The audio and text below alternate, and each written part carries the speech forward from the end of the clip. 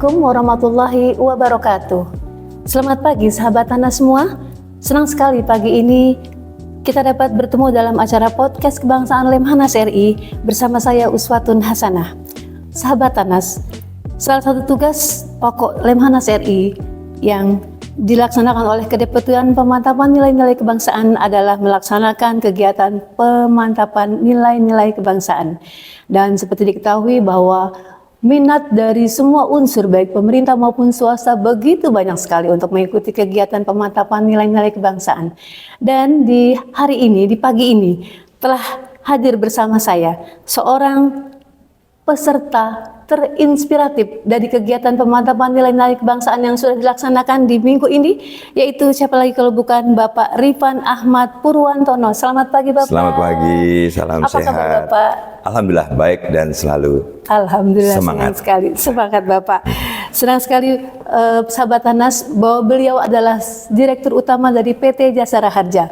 Di kesibukan beliau yang sangat banyak, namun beliau masih sempat menulis beberapa buku yang sudah beliau ciptakan, yaitu ada 8 buku ya Pak, kalau tidak salah.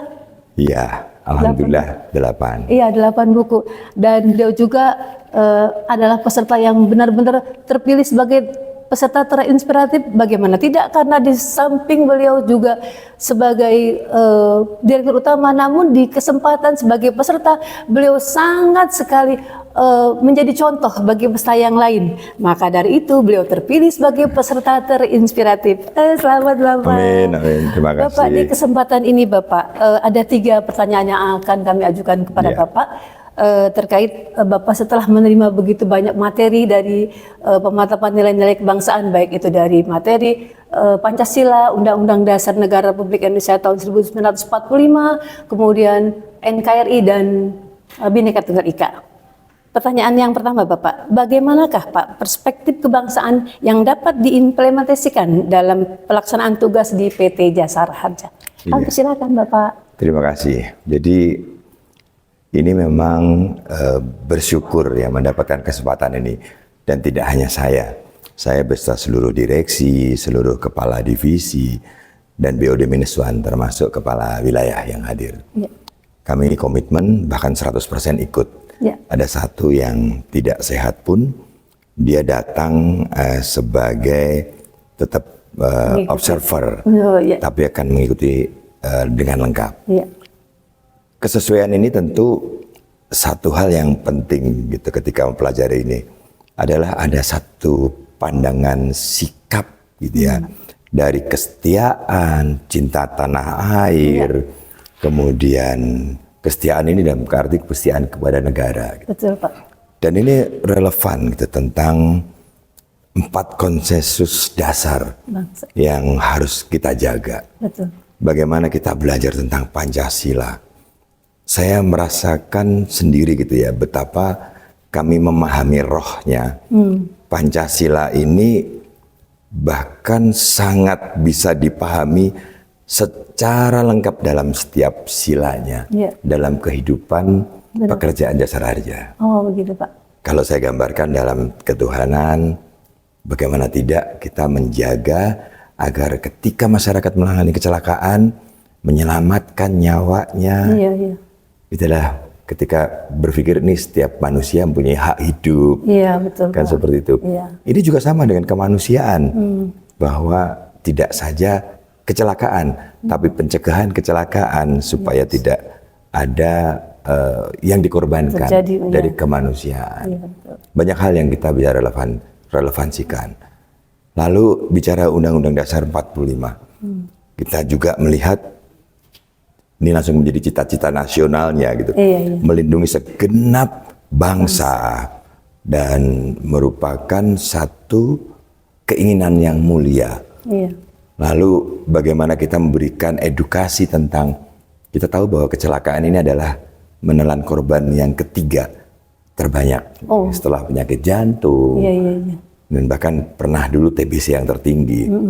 Artinya Jasara Harja juga andil mencerdaskan kehidupan bangsa dengan mengedukasi masyarakat juga bahwa kecelakaan ini juga penting. Kenapa? Ketika kecelakaan kan korbannya laki-laki dan kami memprofil adalah 67% itu adalah laki-laki sehingga berdampak kemiskinan. 67% laki-laki. Laki-laki. Oh, iya, Dan iya, itu dan 43%-nya produktif. Iya, Ini kan berpotensi dengan kemiskinan. Iya. Nah, ini tidak ada lagi gitu ya. Ini pilihan lain. Lalu masih dengan relevansi dengan undang-undang bahwa memajukan kesejahteraan umum. Masyarakat.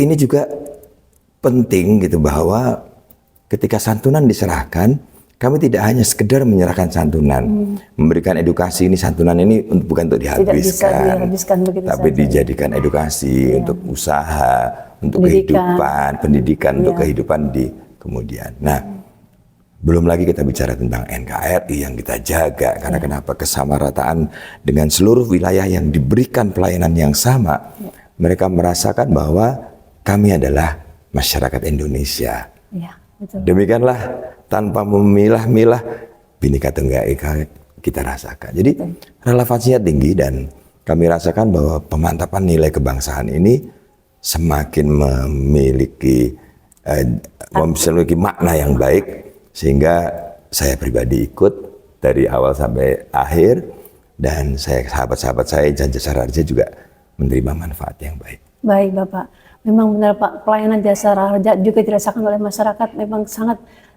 ingin mereka tetap mendapatkan pelayanan yang terbaik dari PT Jasara Harja. Terima kasih Bapak. Terima kasih. Dan untuk kedua Bapak, saya juga akan menanyakan Pak, sistem apa sih Pak yang dapat digunakan di lingkungan PT Jasara Harja agar dapat mendukung persatuan dan kesatuan bangsa, sehingga tidak dapat terpenetrasi dengan pihak-pihak yang ingin merusak persatuan dan kesatuan bangsa tersebut Bapak?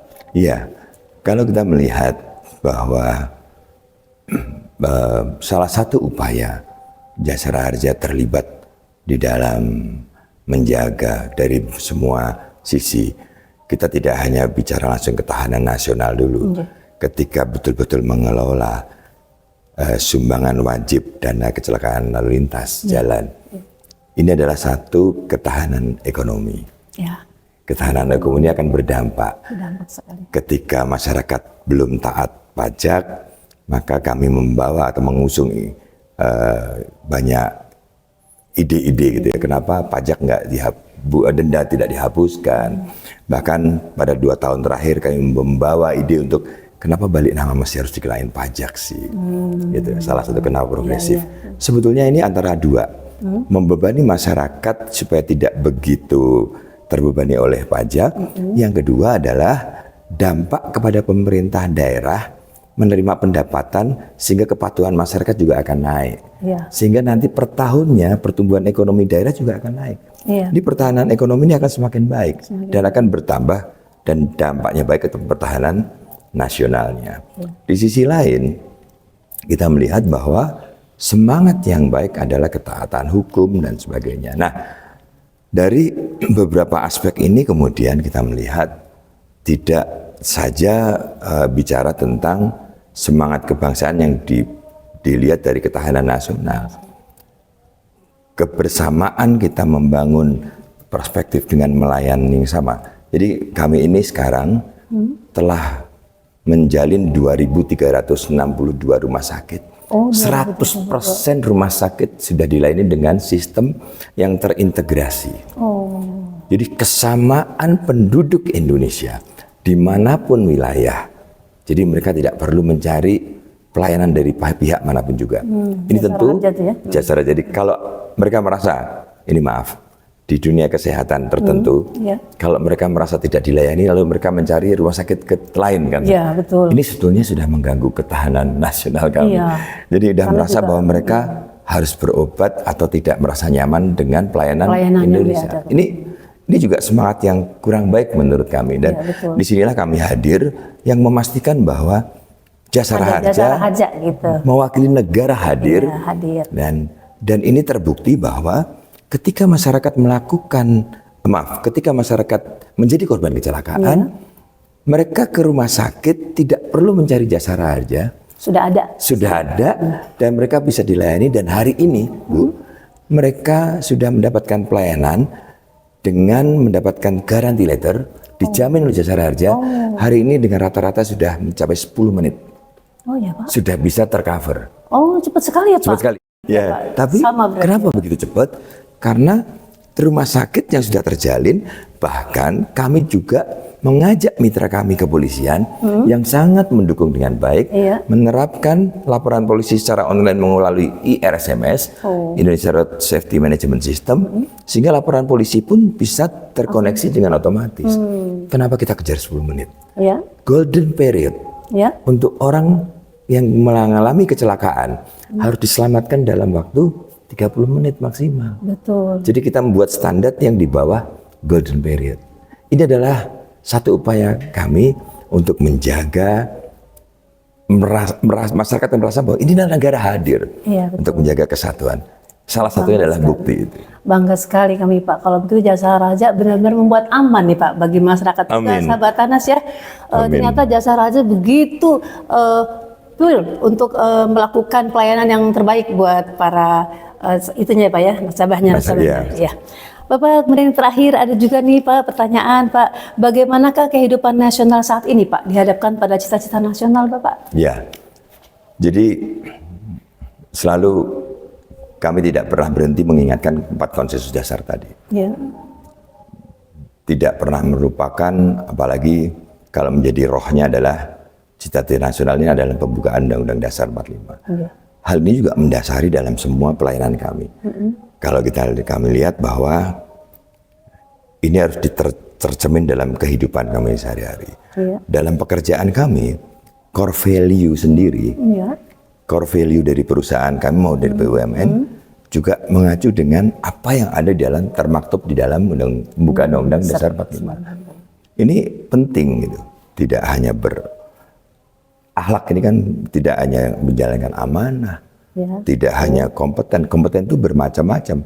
Kompeten itu bisa antara pribadinya, ya, yang penuh dengan religinya, penuh dengan keterampilannya, harmonis, kemanusiaan dan sebagainya, dan seterusnya. Tetapi dalam konteks menjaga cita-cita nasional ini, kemudian bagaimana kita mewujudkan apa yang diinginkan dari melindungi segenap bangsa Indonesia, kemudian memajukan kesejahteraan umum, mencerdaskan kehidupan bangsa, ini bisa tercermin ketika kami semua tidak hanya menjalankan kewajiban kami ketika bekerja, tapi juga menjalankan dalam kehidupan sehari-hari. Nah, hari ini penguatan ini muncul sebetulnya. Kalau hari ini kami menggunakan seragam ini, bukan hanya mempunyai jiwa korsa melayani, karena pada setiap kecelakaan dengan seragam inilah kami hadir untuk melayani masyarakat. Dan ketika kami ada di masyarakat, kami juga menyadarkan betapa pentingnya kita menjaga 4 konsensus dasar, betapa pentingnya kita menceritakan, menyampaikan itu bagaimana menjaga Pancasila, memahami tentang Undang-Undang Dasar 45, menjaga keutuhan NKRI gitu. Bahkan mereka betul-betul kebinekaan itu memang sesuatu yang tidak bisa dihindari dan harus dipahami. Dan kekayaan yang harus terus dijaga.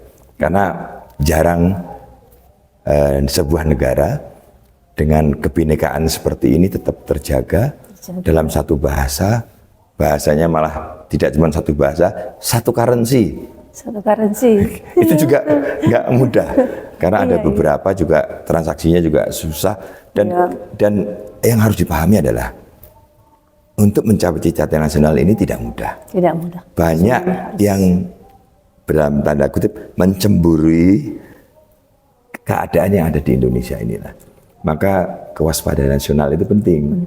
Kita harus pahami bahwa cita-cita ini akan kita capai kalau kita tidak waspada. Betul, karena tantangan itu kan bisa dari dalam juga bisa dari luar ya Pak ya. Betul, nah makanya kalau ada yang menghasut atau mencampur adukan ideologi dengan berbagai ilmu yang mereka pahami bahwa ini adalah ilmu baru, dalil baru gitu. Apalagi digital saat ini Pak ya, benar-benar mempengaruhi juga. Begitu mudah ya ketika algoritmanya masuk berapa kali, kemudian dipandang itu bukan hoak, dipandang sebagai kebenaran, langsung, ini juga beresiko.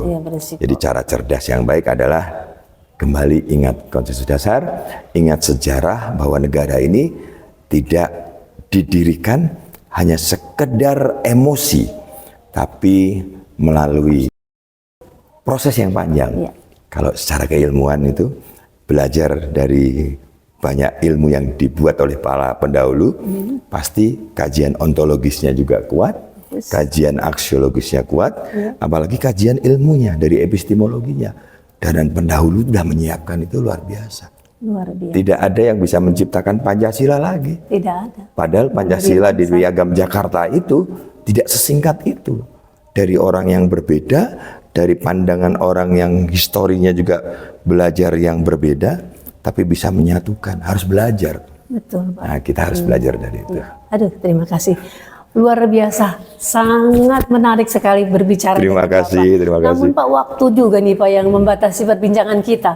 Namun suatu saat kita akan bertemu lagi ya Pak ya. Siap, mudah-mudahan Bapak selalu sehat dan siap, Ibu. PT Amin, Jasara amin. Harja juga selalu menjadi kebanggaan masyarakat. Amin, amin, amin, ya Rabbal Alamin. Kita jadi merasa aman dan ada Jasara Harja juga di rumah sakit. Seperti Amin. tadi Bapak bilang kan Pak, itu udah luar biasa sekali Pak. Terima kasih Bapak Terima atas kehadiran kasih. Bapak di podcast Kebangsaan Lemhanas seri ini. Terima kasih. Mudah-mudahan sangat bermanfaat bagi sahabat Anas semua. Dan atas nama pribadi saya juga mengucapkan terima kasih dan mohon maaf atas segala kekurangan yang ada. Selamat pagi sahabat Anas semuanya. Assalamualaikum warahmatullahi wabarakatuh. Waalaikumsalam. Semangat pagi. Semangat pagi. Semangat pagi.